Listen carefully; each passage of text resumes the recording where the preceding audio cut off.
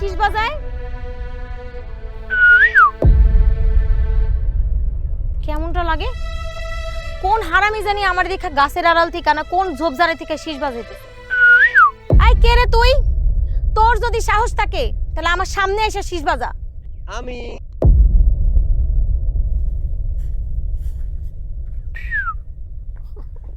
আপনি এতক্ষণ ধরে আপনি শীষ বাজাইতেছিলেন? হ্যাঁ, আপনার জায়গায় যদি খালি অন্য কোনো পোলা হইতো তাহলে ওরা মাইর একদম নাক ফাটাই ফেলতাম। আমি জানি তো, তুমি যে মেরে আমার নাক ফাটাবে না সেটা আমি খুব ভালো করে জানি, এর জন্য শীষ দিচ্ছি। তাহলে আপনি আমারে দেখা কে লিগা শীষ বাজাইতেছিলেন এটা এখন কর। এটা কোনো কথা বলো তো? ভালোবাসার মানুষের জন্য কত কিছুই না মানুষ করে, এর জন্য শীষ দিচ্ছিলাম। আর শুধু শীষ না, তোমার জন্য আরো কিছু এনেছি, একটা গিফট এনেছি। এটার মধ্যে আবার কি? ওই একটা 3 পিস আমার খুব পছন্দ হয়েছে। আমার তো দেওয়ার মানুষ নেই, তাই ভাবলাম তোমার জন্য নিয়ে নেই। এই নাও। না, এই গিফট তো আমি নিতে পারবো না। আর তাছাড়া আপনি আমার গিফট দিবেন কেন? দিব, আমার ইচ্ছা, আর মায়া লাগে তাই। হ্যাঁ, আমার জন্য আপনার মায়া লাগে? কিন্তু আমি তো আপনার কেউ হই না। হও না তো কি হয়েছে, হবে। সময় কি চলে যাচ্ছে নাকি? সময় তো আছে এখন। হইছে থাক, আমি এখন আর আপনার সাথে দাঁড়া দাঁড়া কথা বলতে পারবো না। আমার অনেক কাজ আছে, আমি তাহলে এখন বাড়ির দিকে যাই। আমার গিফট এটা আমি নিতে পারবো না, আমার আব্বাই দেখলে মারবো। তুমি যদি আমার গিফট না নাও তাহলে কিন্তু আমি অনেক কষ্ট পাবো। কষ্ট পাইলে পান, কিন্তু এটা নেওয়া যাইব না। নাও না, একটা গিফট তো তোমার জন্যই কিনছি। আচ্ছা ঠিক আছে, বাই। বাই।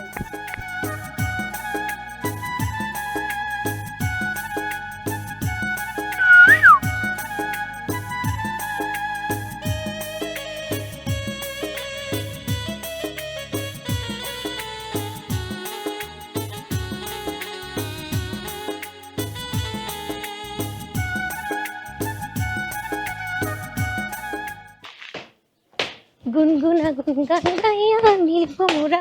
ওই দাঁড়া, কি ব্যাপার? আমারে দেখে তুই হাতে পিছনে কি লুকাইলি? বের কর দেখি।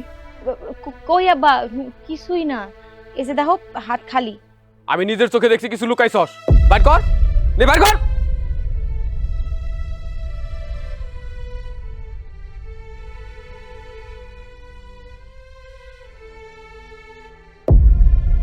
নতুন জামা? তুই জামা পাইলি কই? সত্যি কথা কয়, এই জামা তুই কই পাইলি? আব্বা সৈকত দিছে। কি? সৈকত তোরে জামা দিছে? তোর মানে গ্রামের লোকজন যা কয় তা সত্যি?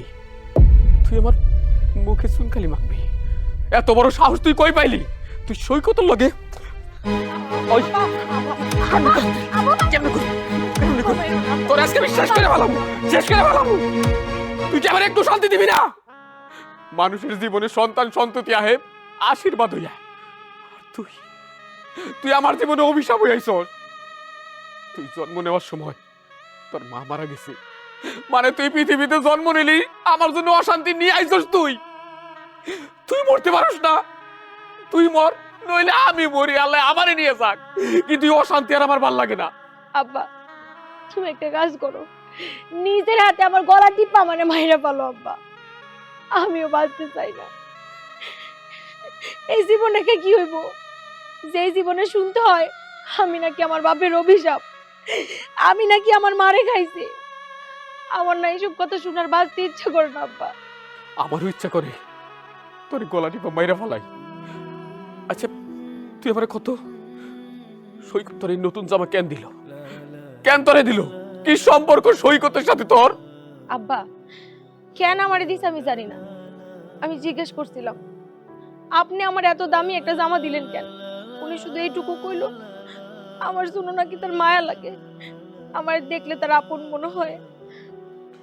মায়া মায়া মায়া লাগে তাই না? আমাকে কারো মায়ার দরকার নাই, কোনো দরকার নাই। আপন মনে হয় আমাকে কোনো আপন জনের দরকার নাই। গরিবের আপন বলতে কেউ নাই আল্লাহ ছাড়া, একমাত্র আল্লাহ আমাকে আপন। তুই এক কাজ কর, এই জামা তোল, এখনই সৈকতে তুই দিয়াবি। নে উঠা।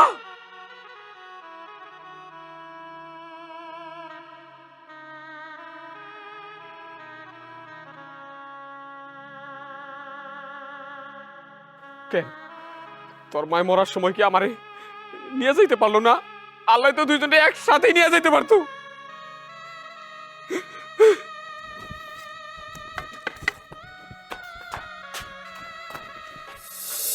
বাবাজি, সৈকতের ভাবসাব চলাফেরা দেখতেছো তো, তাই না?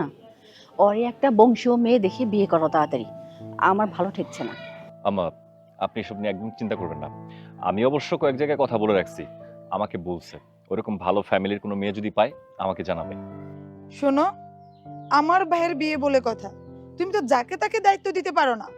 আমার ভাইয়ের বিয়ের দায়িত্ব তোমাকেই নিতে হবে। আমাদের পরিবারের ছেলের বিয়ে বলে কথা, যে সেই বংশের মেয়ে হলে তো হবে না, উচ্চ বংশের ভালো সুন্দরী মেয়ে লাগবে। হ্যাঁ বাবাজি, কোনো ছোট লোক গরিবের মেয়ে যেন আমার বাড়িতে না আসে। ছোট লোকদের সাথে আমি একদমই মানিয়ে চলতে পারি না বাবা।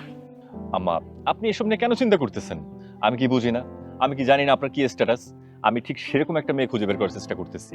মুন্নি, আমি অনেক কিছু রান্না করেছি তোদের জন্য, টেবিল ভর্তি করে সাজিয়ে রেখেছি। যা যা, জামাইকে নিয়ে খা যা। ঠিক আছে, চলো। কি ব্যাপার, এই বাড়িতে কাকে চাস? ওই মানে সৈকত ভাইয়ের কাছে। তুই এখানে কেন? ওই যে সৈকত ভাইয়ের কাছে আইছিলাম, উনি আমার একটা 3 পিস দিছে তো ওটা ফেরত দিতে আইছি। কি সৈকত তোরে 3 পিস কিনা দিছে? কই দেখি তো, দে তো। দাঁড়াও মা, দেখতেছি। মা, এটা তো নতুন জামা আর অনেক দামি। এই জামা তোকে সৈকত দিল কেন? হারাম জাদি, এই জামা তুই কেন নিছিস ওর কাছ থেকে? আমি নেই নাই। মা, ওকে মারছো কেন? সৈকত, তার আগে তুই আমাকে জবাব দে, এই 3 পিস কেন ওই মেয়েটাকে গিফট করেছিস? মা, সামান্য একটা 3 পিস গিফট করেছি, এর জন্য তুমি ওকে মারবে? দেখো মা, আমি আমার টাকা দিয়ে ওকে গিফট করেছি, তার জবাবদিহি তো আমি তোমাকে করব না। এর জন্যই আমার কাছে জবাবদিহি করতে হবে, কারণ হচ্ছে তুই একটা যুবক ছেলে, ও একটা যুবতী মেয়ে। একটা যুবক ছেলে যুবতী মেয়েকে কেন গিফট করবে শুনি? হ্যাঁ ভাইয়া, মা তো ঠিক কথাই বলছে। তুমি 3 পিস গিফট করবা, তাও আবার এরকম একটা মেয়েকে। যদি আমাদের লেভেলের কাউকে গিফট করতা সেটাও মানা যেত, কিন্তু তুমি কি বুঝে এরকম একটা মেয়েকে 3 পিস গিফট করতে, আবার এত দামি 3 পিস? আহা, তুমিও না একটা বোকা। তুমি ওনারা কেন শুধু শুধু দোষারোপ করতেছো? আরে দোষটা তো হচ্ছে এই লোভী মেয়েটার। দেখো না, তার ড্রেস আপ দেখে মনে হচ্ছে একটা ফকিন্নি ঘরের মেয়ে। আর আমাদের ফ্যামিলি ব্যাকগ্রাউন্ড দেখছে, টাকা পয়সার লোভে এই কাজটা করছে, পটানোর চেষ্টা করছে। দেখছেন, আমি আপনারে কইছিলাম না এই 3 পিসটা আমি নিতে পারবো না? দিলেন তো জোর করে আমার হাতে। এখন প্রত্যেকটা মানুষ মিলা আমি গরিব বলে আমারে কেমন করে অপমান করতেছে। আপনার মা পর্যন্ত আমার গায়ে হাত তুলছে। আমরা গরিব মানুষ বলে কি আমাকে কোনো মান সম্মান নাই? জেনে যাবো হেনেই সবাই কথা শুনাইবো, গায়ে হাত তুলবো। আমি আগেই আপনারে বারবার করে কইছি আমি আপনাদেরও কোনো উপহার নিতে পারবো না, কিন্তু আপনি শুনেন নাই। আপনি জোর করে আমার হাতে ধরাই দিয়েছিলেন। এই মেয়ে শোন, একদম কান্নাকাটি না। ভবিষ্যতে আমার ছেলের কাছ থেকে কোনো গিফট নিতে পারবি না, কথাটা মনে থাকে যেন। যা এখান থেকে। মা, কাজটা কিন্তু তুমি একদমই ঠিক করোনি।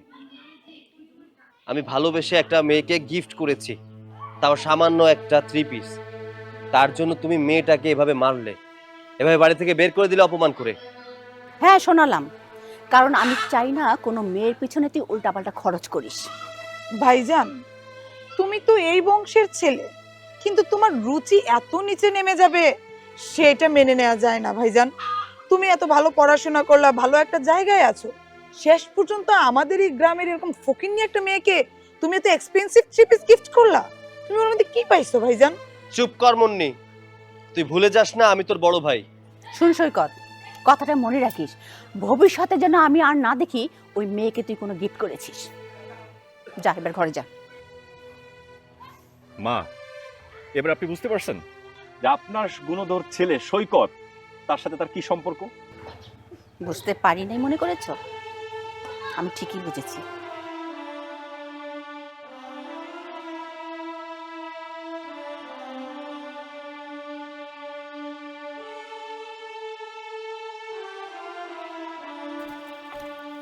পুতুল,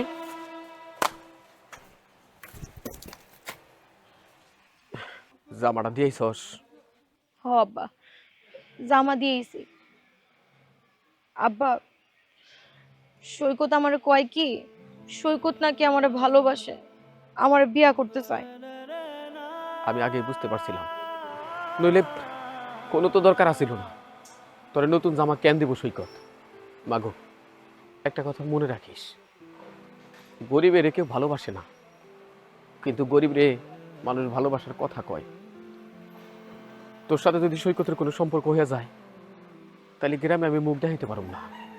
শেষে সৈকত তোরে নিব না, তোর জীবনটা নষ্ট হইব। আর তোর জীবন নষ্ট হইলে আমার জীবনটাও নষ্ট হইব। আব্বা, আমি ওনার অনেকবার বুঝায় বলছি আমি ওনার ভালোবাসি না, আর এই ভালোবাসা আমার দ্বারা হইব না, কারণ আমরা গরিব মানুষ। কিন্তু উনি আমারে বারবার একটাই কথা কইতেছে, উনি নাকি সত্যিই আমার মন থেকে অনেক ভালোবাসে, আমারে বিয়া করব, উনার বাড়ির বউ বানায় নিব। কিন্তু আব্বা, আমি তো এটা বুঝি, আমার এই সমাজ কোনোদিন ওনার বউ বইলা মানবো না। এই তো মা, তুই বুঝতে পারছস। মাগো, এই ভালোবাসার ফাঁদে পা দেওয়ার আগে তুই দক্ষিণ পাড়ার মরিয়মের কথা চিন্তা কর। ও তো বড় লোকের পোলার ওই ভালোবাসছিল, তারপরে ওর গর্ভে সন্তান আসছে, শেষে ওই বাড়িতে সে ঠাই পায় নাই, ওই পোলা পলাইছে, গলায় দড়ি দিয়ে মারা গেছে মরিয়ম। ওর জীবনের কথা চিন্তা করলেও তুই সিদ্ধান্ত একটু সঠিকভাবে নিবি মা, এটাই তোর কাছে আমার চাওয়া। ঠিক আছে আব্বা, এখন থেকে তুমি আমারে যা কইবা আমি ওইটাই শুনবো, আমি আর তোমার কথার অবাধ্য হব না আব্বা। ঠিক আছে মা, যা ভাত বার আমি আইতেছি।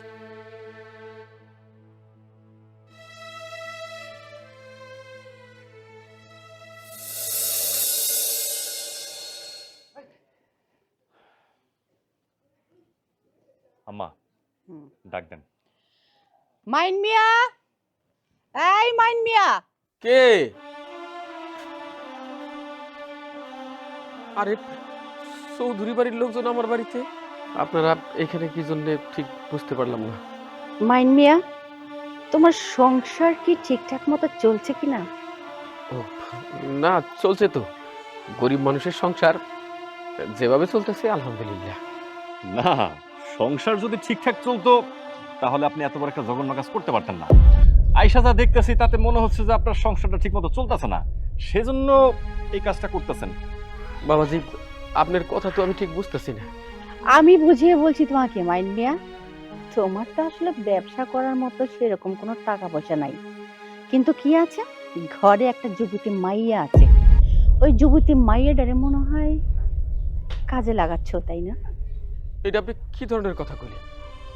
আমার মাইয়ার আমি ব্যবসার কাজে লাগাইছি মানে? আমি তো আপনাকে কথার মাথা মুন্ডু কিছুই বুঝতেছি না, দয়া করে একটু খুইলা কইবেন। এই ন্যাকামি করো না, তুমি কিচ্ছু বুঝতেছো না। হ্যাঁ, কিচ্ছু বুঝতেছো না। তোমার যে মাইয়াটা আছে, তোমার মাইয়া যে রঙের রঙের শাড়ি পরে, চুড়ি পরে, কই থেকে আসে এগুলা? কই থেকে আসে?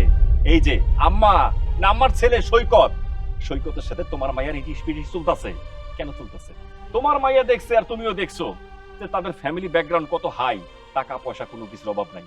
যদি কোনো রকম ভাবে তোমার মাইয়া আমার ভাই মানে সৈকতকে পটাইতে পারে, তাহলে তো এই ভাঙ্গা টিনের ঘরে থাকা লাগবে না, মাইয়া রাজধানীর মতো থাকবো, আর টাকা পয়সা থেকে শুরু করে কোনো কিছু তোমার অভাব হইব না।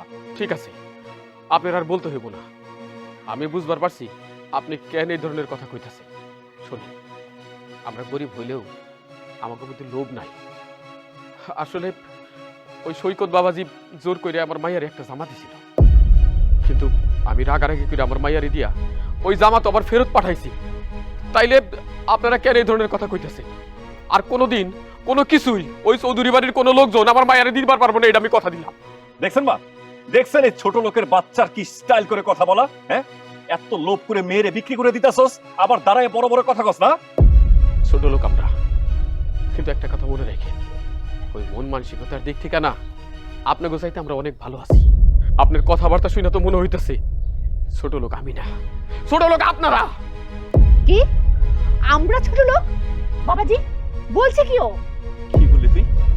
ওই কি বললি তুই? মানে আমরা ছোট লোক আর তুই কি? আমরা ছোট লোক? তোরে আজকে একদম মারিয়া ফেলামু। ফকিন্নির বাচ্চা, তুই আমগরে ছোট লোক কস?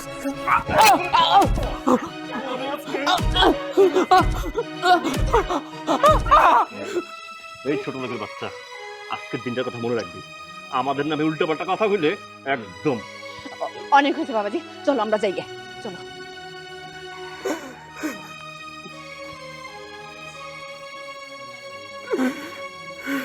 আব্বা, আব্বা তোমার এই অবস্থা কেন? তুমি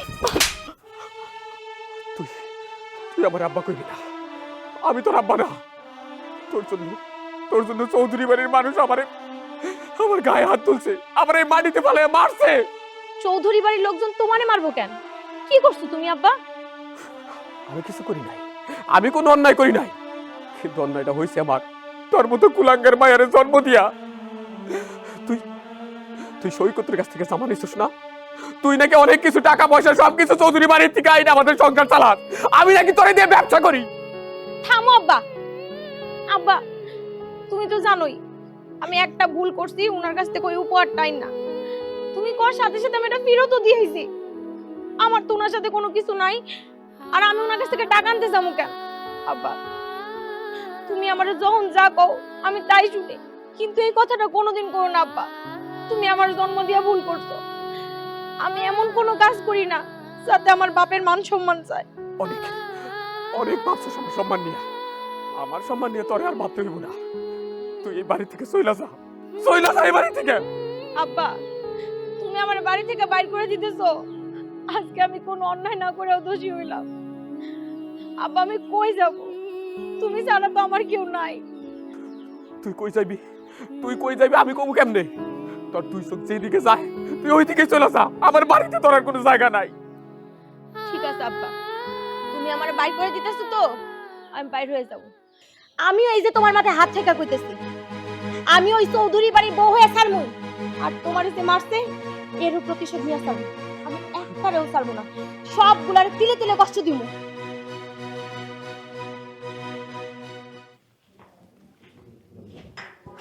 মা,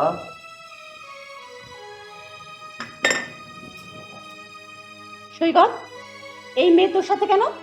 মা আমি ওকে বিয়ে করে এই বাড়িতে নিয়ে এসেছি। কি বললি তুই? এই ছোট লোক মেয়েটাকে তুই বিয়ে করে এনেছিস? হ্যাঁ, বিয়ে করে এনেছি। আমি আমার ভালোবাসার মানুষকে এই বাড়িতে বউ করে এনেছি। আমার মনে হয় না তোমার এতে কোনো সমস্যা থাকার কথা।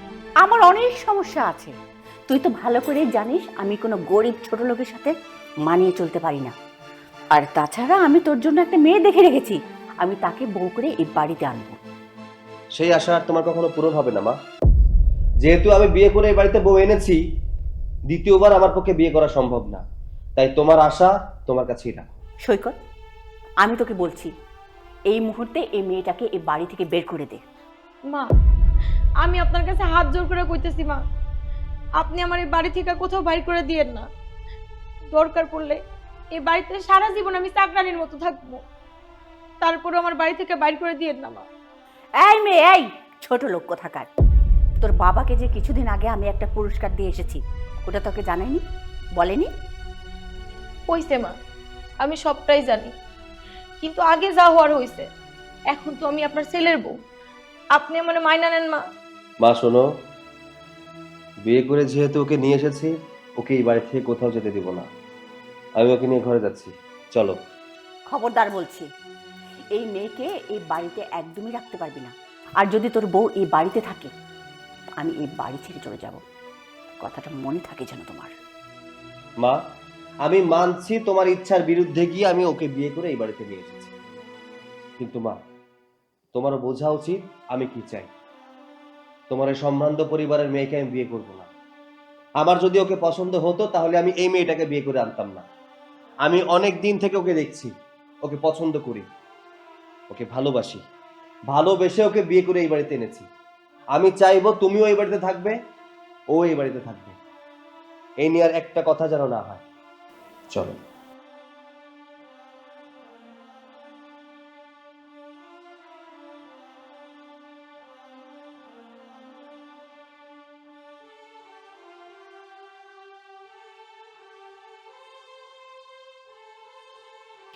আজকে আমার চাওয়াটা পূরণ হলো। হয়তো তোমার চাওয়া আমি পূরণ করতে পারিনি, এই বাড়িতে তোমার পরিপূর্ণ সম্মানটা দিতে পারিনি, তবে চিন্তা করো না, একদিন সব ঠিক হয়ে যাবে। আমার উপর ভরসা রেখো। দেখছেন আপনার মা বোন তারা আমার সাথে কি খারাপ ব্যাপারটাই না করলো। আমি না এর জন্যই আপনারা বিয়ে করতে চাই নাই, শুরু থেকেই না না করতেছিলাম, কিন্তু আপনিই তো কোনো কথা শুনলেন না। দেখো, আমার তোমাকে পছন্দ, সংসার তো কাউকে না কাউকে নিয়ে করতেই হবে, তাই না? তাহলে যার সাথে আমি সংসার করব তাকে যদি আমার পছন্দ না হয়, আমি তাকে নিয়ে তো সংসার করতে পারবো না, সারা জীবন একসাথে থাকতে পারবো না। তাই আমার পছন্দের মেয়েকে আমি বিয়ে করেছি। কিন্তু আমি তো আপনার যোগ্য না, আমি হইলাম যাই একটা গরিবের মাইয়া, আর আপনি হইলেন চৌধুরী বাড়ির পোলা।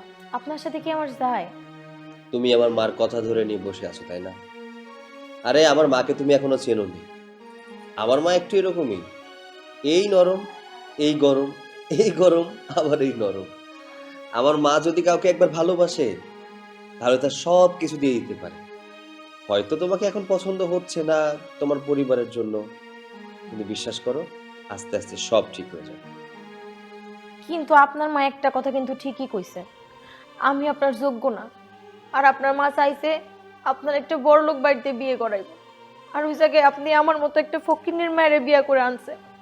এটা তো না মানাটাই অস্বাভাবিক, তাই না? আরে আরে আরে তুমি কান্না করো না।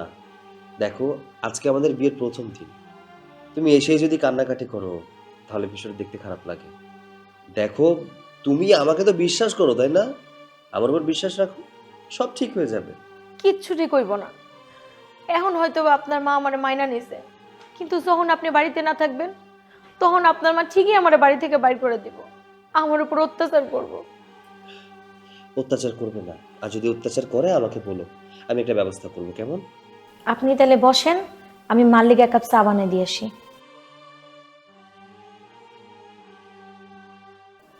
করলো আমার ছেলেটা, আমার মান সম্মান সব ধুলোয় মিশিয়ে দিল। কি ব্যাপার আম্মা, আপনি একা একা কি বিড়বিড় করতেছেন? কি হয়েছে? বিড়বিড় করবো না?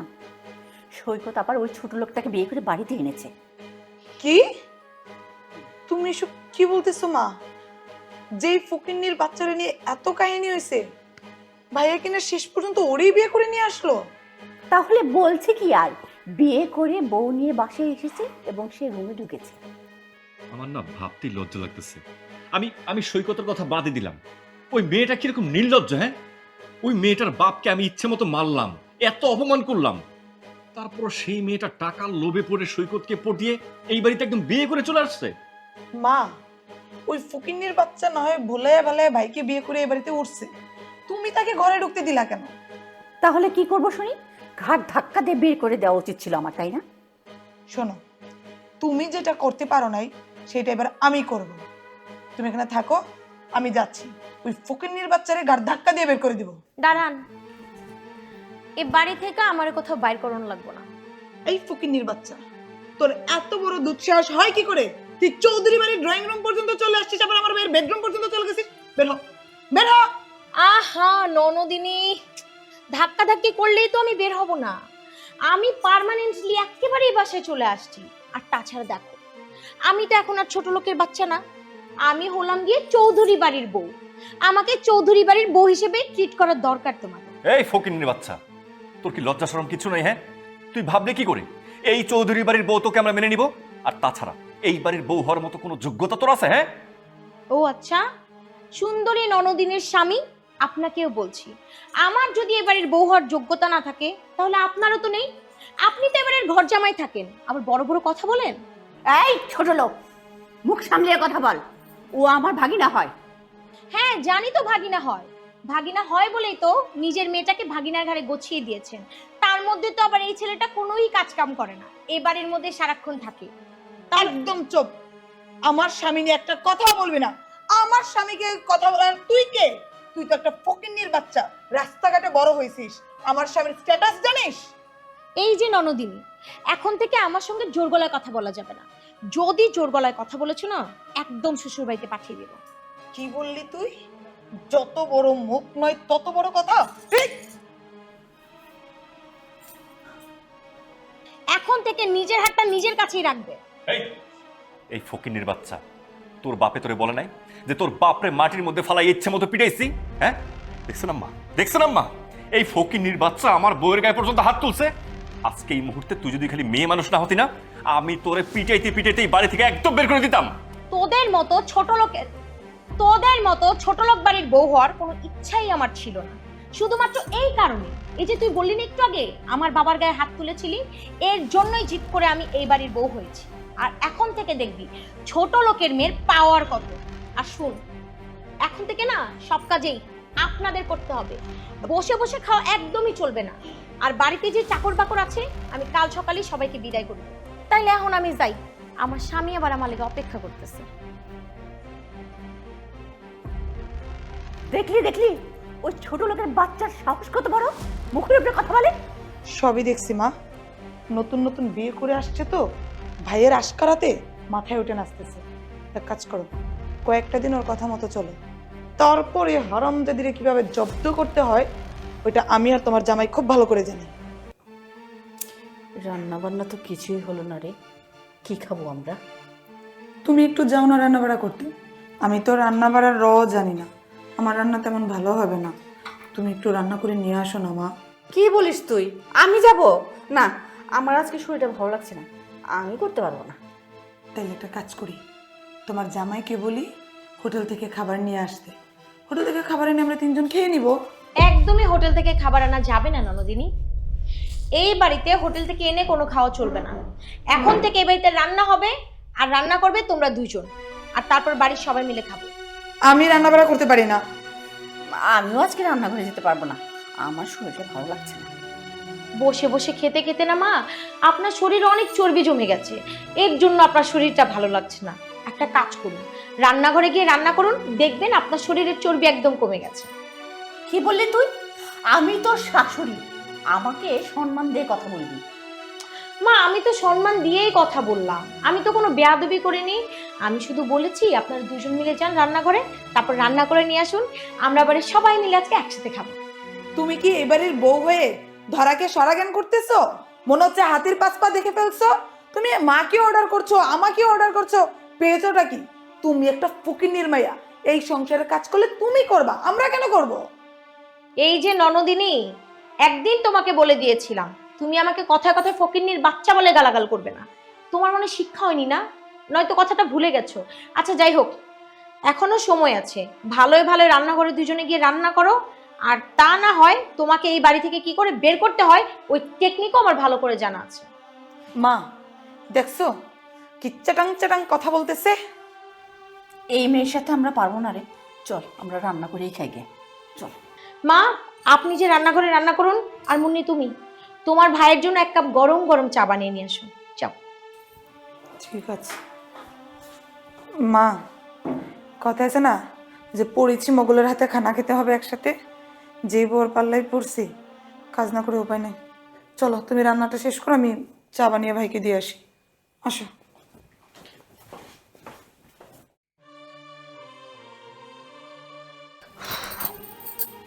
কি গো, এতক্ষণ কোথায় ছিলে? আমি বাড়ির নতুন বউ না, আমার কত কাজ আছে, কাজ করতে গিয়েছিলাম। ওরে বাবা, কাজের লোক চলে এসেছে। ভাইয়া এই নাও তোমার চা। কিরে সূর্য আজকে কোন দিক থেকে উঠলো? তুই আমার জন্য চা নিয়ে আসলি যে? কি বলছো ভাইয়া? আমি কি তোমার জন্য এক কাপ চা বানাইতে পারি না? সারাদিন তো বাসায় শুয়ে বসেই থাকি, তাই ভাবলাম একটু ঘরের কাজে হাত লাগে। ওরে বাবা, তোর তো সুবুদ্ধি হয়েছে। আচ্ছা মুন্নি, এখন এখান থেকে যাও, তোমার ভাইয়ের সঙ্গে আমার কিছু কথা আছে। আচ্ছা ঠিক আছে। কি ব্যাপার বলো তো, কোনোদিন তো দেখলাম না আমার জন্য এক কাপ চা বানিয়ে এনেছে, আজকে হঠাৎ চা বানানো তো? খেয়ে দেখো এখন চাটা কেমন হয়েছে। কি জানি। আম্মা বলতেছিলাম কি যে কয়েকদিন আমি আপনার মেয়েকে নিয়ে আমাদের বাড়িতে যেতে চাই, কারণ আমার মা অনেক অসুস্থ, সেজন্য মনে যদি যায় আমরা যাই, তার একটু ভালো লাগবে। কি বলছো এসব? হ্যাঁ, আমি তো আমার বোনের সাথে এই সকালবেলাই কথা বললাম, আর এই এত তাড়াতাড়ি সে অসুস্থ হয়ে গেল। মা অসুস্থ হইতে কি আবার সময় লাগে নাকি? একটা মানুষ তো যখন তখন অসুস্থ হইতে পারে। আমি ঠিকই বুঝতে পেরেছি তোরা কেন আমাকে ছেড়ে চলে যেতে চাইছিস, কারণ তোদের কথাতে তো এখন আর এই সংসারটা চলে না, সে কারণেই। দেখো মা, সংসার চলুক বা না চলুক, আমি পারবো না এখানে থাকতে। এই ফকিন্নির বাচ্চার কথা মতো আমি চলবো? তাকে আমি চা বানিয়ে খাওয়াবো, তার কাপড় চোপড় ধোবো, তার কথা মতো আমি ঘর মুছবো? এটা কখনো হয় মা?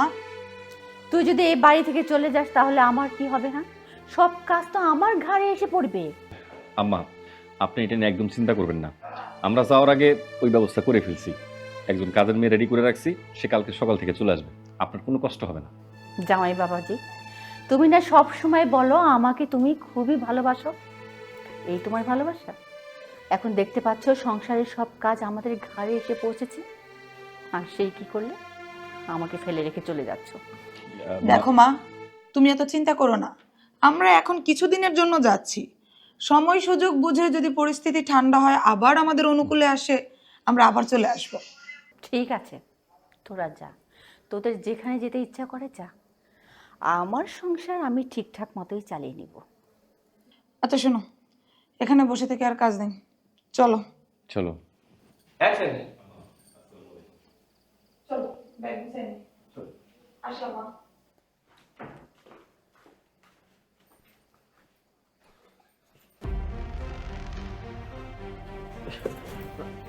আসসালামু আলাইকুম বিয়ান সাহেব। এই ছোট লোকের বাচ্চা, কে তোর বিয়ান? বিয়ান সাহেব, আমার মাইয়া পুতুল আপনার ছেলের বউ। আপনি তো আমার বিয়ানি, রাগ করতেছেন কেন? তোর মেয়ে আমার ছেলেকে ফাঁসিয়ে বিয়ে করেছে। চিন্তা করিস না, খুব তাড়াতাড়ি তোর মেয়েকে এই বাড়ি থেকে আমি বের করে ছাড়বো। না বিয়ান সাহেব, এই কামটা আপনি করেন না। আপনার পোলায় আমার মায়ের ভালোবাসি, ওরা দুজনকে পছন্দ করে বিয়ে করছে। আপনি এই কাজটা করেন না বিয়ান। যদি দরকার হয় আমার মায়াডারে এই বাড়ির চাকরানি করে রাখেন, তাও আপনি আশ্রয় থেকে আমার মায়াডারে তাড়াই দিন না। এই গরিব ছোট লোক, আমি যা বলেছি আমি ঠিক সেই কাজটাই করব। কোনো কথা চলবে না। তুই এখনই এই মুহূর্তে এই বাড়ি থেকে বের হ, বের হ বলছি। আচ্ছা ঠিক আছে, আমি আমি এখান থেকে চলে যাবো বিয়ান। তো আমি আইসি যখন, আমার মায়াডার মুখটা একটু দেখে চলে যাবো। আমার মায়াডার একটু ডাক দেন। পুতুল, এই পুতুল। চুপ কর, একদম চুপ। বের হ তাড়াতাড়ি, বের হয়ে বাড়ি থেকে বের হ। মা, তুমি এটা কি করতেছো? আমার শ্বশুর এই বাড়িতে প্রথম এসেছে, তুমি তাকে ঘাট ধাক্কা দিয়ে বের করে দিচ্ছ? হ্যাঁ দিয়েছি। আমি তোর শ্বশুরের সাথে কি করলাম সেটাই খালি দেখলি, আর তোর বুঝে এই সংসারে এসে সংসারটা নরক বানিয়ে রেখেছে সেটা দেখিস নাই? কি করেছে? কি করেছে আমার বউ? কি করেছে? কি করেছে একটা একটা করে এখন উদাহরণ দেবো? আমি বলছি আমি কি করেছি, কেনই বা করব না? উনার আমার বাবার সঙ্গে যা করেছে আমি তার চাইতে কমই ওনাদের সঙ্গে করেছি। তোমার মাকে দিয়ে আমি কাজ করিয়েছি, তোমার বোনের জামাইকে আমি বাজারে পাঠিয়েছি, তোমার বোনকে দিয়ে থালা বাসন মাজিয়েছি। এটাই আমার দোষ। আমি সবাইকে বলেছি আমার কথা যেন শুনে চলে, এটাই আমার দোষ।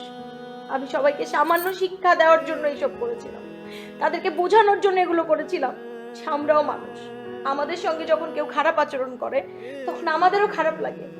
আমি ভেবেছিলাম যে মা হয়তো একদিন ঠিকই বুঝবে নিজের ভুলটা, সে কি কি করেছিল, কিন্তু না, দিন দিন মা আর অত্যাচারের সীমানা বাড়িয়ে দিয়েছে। তাই বলে তুই তাদের দিয়ে কাজকর্ম করাবি? তুই তাদের হুকুম করবি? কেন করছিস এসব?